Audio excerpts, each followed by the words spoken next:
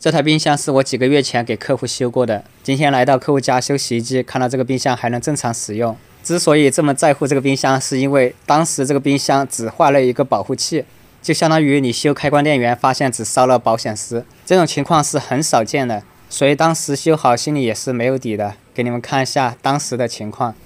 这个冰箱的故障是不制冷，而且没有任何声音，但是它的冷藏室照明灯是亮的。测量这个冰箱的插头是没有任何阻值的，所以直接把这个后盖拆开，检查一下它的压缩机有没有问题。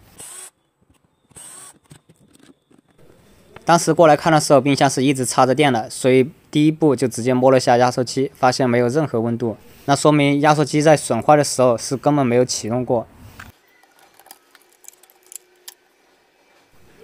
打开压缩机的接线盖，测量了一下压缩机这一头，发现也是没有任何反应。这种情况要么就是保护器跳掉了，要么就是线圈烧了。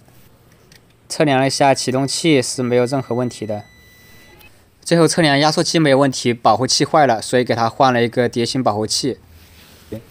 单独给它更换了一个保护器，然后给它加一个前流表，再开起来试一下。